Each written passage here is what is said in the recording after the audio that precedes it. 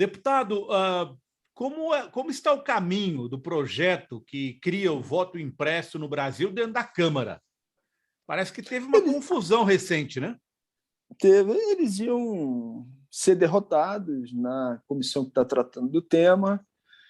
Quem está nos representando lá é a companheira Fernanda Melchiona, mas conseguiram uma manobra regimental para empurrar essa discussão para depois do recesso parlamentar. Mas o que já se tinha de maioria lá derrotaria a proposta na comissão. Mas, evidentemente, que no período de recesso, cadeiras vão balançar e se movimentar e eles vão tentar recompor a possibilidade da aprovação dessa proposta pós-julho.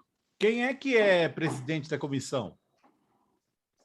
O presidente da comissão é um dos parlamentares lá da base bolsonarista, me foge o nome dele agora, me vem à mente a fisionomia, mas não é uma figura de grande expressão na Câmara.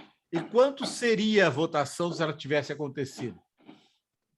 Olha, eu estava acompanhando até a deputada Fernanda me falar em 19 votos, ou algo parecido com isso, que já tinha se manifestado pela derrota da proposta, né? Agora, não tenho os números exatos de quantos votos teriam para cada lado, mas pelas informações que a nossa representante na comissão, a parlamentar a deputada Fernanda, passou, já seria maioria para que o projeto viesse a ser derrotado. Tanto é que eles fizeram a convocação sem ser a presidência a fazê-lo para que a reunião fosse realizada, porque existe isso, né? Ou seja, a prerrogativa de abrir uma sessão e de encerrar é do presidente de comissão. Mas, em casos específicos, se o presidente trabalha contra a maioria constituída, pode-se recolher assinaturas para que a reunião seja aberta, e isso foi feito, mas eles conseguiram, com uma manobra, encerrar a reunião para que ela não acontecesse ainda em julho, porque já viam que a derrota ia ser operada. Bom, agora Bolsonaro abraça o Centrão de uma maneira espetacular, mudando completamente de ideia, e terá o Ciro Nogueira, que já o chamou de genocida. Fascista. Terá o Ciro Nogueira. Primeiro, o que o senhor acha disso? O Ciro Nogueira, que já o chamou de fascista, ser ministro da Casa Civil. Quem está abraçando quem aí? Os dois, é o Centrão sendo Centrão, né? E é o Bolsonaro sendo Bolsonaro. Aquele discurso de goela da campanha eleitoral, de que seria contra a corrupção, só quem não conhecia Bolsonaro é quem entrava nele, né? As relações que ele já tinha com organizações criminosas, como o Escritório do Crime no Rio de Janeiro, onde no gabinete do Flávio Bolsonaro estava lá indicada a mãe e a ex-esposa do Adriano da Nóbrega, né? Tudo o que Bolsonaro e seus filhos já faziam com articulação através do Queiroz já demonstrava o tipo de indicação e de organização que essa família tinha. E, no período da campanha eleitoral, fizeram um discurso, como se fosse contra o Centrão. Quem não lembra, né, do Augusto Heleno cantando, né? Se gritar, pegar Centrão, não fica um, meu irmão, né? E agora essa relação se estabeleceu como uma realidade profunda que vem explicitar e desmoralizar aquilo que já se sabia, que Bolsonaro faz tudo pelo seu projeto de poder e que não tem dificuldade nenhuma em estabelecer relações de promiscuidade com essa turma. O ministro da Defesa nega que tenha feito o que o Estadão disse hoje que ele fez, mas ele emitiu uma nota em que ele diz que o projeto do voto impresso é um projeto de governo, do qual ele faz parte. Portanto, ele se coloca como ministro da Defesa e, portanto, as Forças Armadas no miolo dessa disputa política. O senhor acha que, se ele deu o recado, foi para essa comissão aprovar esse voto impresso? Não, e tem mais, né? Eu li a declaração do ministro e vi a declaração dele, né, oral, que foi a leitura do que já tinha sido escrito. Ele repetiu o que tem acontecido entre generais das Forças Armadas, que é estabelecer uma mensagem dúbia de maneira proposital. Uhum. Ele disse, então, que não tinha havido nenhum interlocutor a falar com Lira fazendo a ameaça, mas ele não deixa claro se ele pessoalmente não fez isso com Lira. Ele só desmente a existência dos possíveis interlocutores. Então, essa turma, né, ou seja, o Braga Neto, que foi o general da intervenção do governo Temer no estado do Rio de Janeiro, eles, sem dúvida nenhuma, são base de sustentação ao projeto bolsonarista, ganharam uma expressão evidente com a chegada de Bolsonaro ao Palácio do Planalto, né, recuperaram a capacidade de interlocução pública. Então, há ali uma fórmula de ganha-ganha. Eles recuperaram a expressão política pública, né, abalada, evidentemente, com a ditadura de 64 a 85, e o Bolsonaro foi apoiado e serviu também como um cavalo para esse movimento, né, de generais e outros representantes das Forças Armadas que compõem ministérios no governo de Jair Bolsonaro. Então, evidentemente, eles fazem ameaças, testam limites e veem a capacidade de reação das organizações, partidos políticos, dos movimentos, e se não houver reação, eles continuam avançando. Que bom que tanto o Arthur Lira como ele estão dando sinalizações de que pretendem recuar do movimento de ensaio que fizeram, mas não dá para dar bobeira com essa turma, não. O que fazer diante do que aconteceu, deputado? Então, a gente já tocou algumas iniciativas. Primeiro, a oposição se articulou para a apresentação ao Supremo Tribunal Federal de uma interpelação para que o próprio Braga Neto se manifeste de maneira formal se aquilo que foi dito pela matéria do jornal Estado de São Paulo é verdadeiro, ou seja, que ele formalize essa resposta. Como mandato, eu fiz a mesma coisa com um pedido de informação em conjunto com a deputada Fernanda Melchiona. A depender da resposta que venha, porque ele tem prazo para fazê-lo, né, e ele precisa fazê-lo, ele não pode dizer que não fará, aí você pode, inclusive, remeter para um processo de responsabilização do ponto de vista administrativo e do ponto de vista judicial. Se não agora, durante o governo, porque eles estão estabelecendo todo tipo de blindagem com a Procuradoria-Geral da República, mas esses processos normalmente se arrastam e o senhor Braga Neto precisa ser responsabilizado caso venha a confirmar aquilo que está na matéria. Fernando Haddad e outros políticos disseram em redes sociais que é caso do Braga Neto deixar o cargo. O que o senhor acha? Acho que quem tem que deixar o cargo é o Braga Neto, quem tem que deixar o cargo é o Mourão, quem tem que deixar o cargo é o ministro da Saúde, é o ministro da Educação, porque quem tem que deixar o cargo é Bolsonaro, né? Ou seja, abundam crimes de responsabilidade que já estão mais do que comprovados, e a gente não pode ficar na expectativa ou na esperança da CPI-BBB se a gente não tensioná-la para que haja, evidentemente, um relatório por parte do conjunto dos senadores, mas a gente acredita que as instituições também elas se movimentam a partir da mobilização e da movimentação da sociedade. Por isso, a gente continua botando peso nos atos que estão acontecendo em todo o Brasil, mais especificamente agora no dia 24 de julho. Esse do dia 24 se torna ainda mais importante. Acredita nisso, deputado? Acredito, é uma jornada, né? Ou seja, é normal que alguns atos sejam maiores, outros atos sejam menores, mas há uma expectativa de movimentação nas mais variadas regiões brasileiras e dificilmente você tem a sustentação, como está acontecendo, de um conjunto de atos de peso como esses que estão rolando nas mais variadas regiões do Brasil contra um governo. Mas é a demonstração daquilo que as pesquisas vêm indicando, né? Que Bolsonaro tem mais de 50% de rejeição à sua administração 60 e não tem maior... 63 na pesquisa mais recente.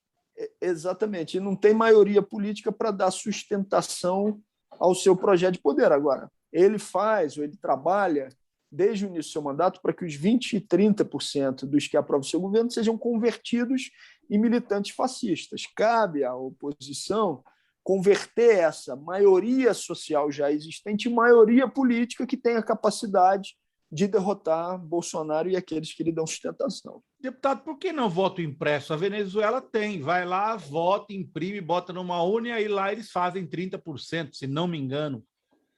de auditoria.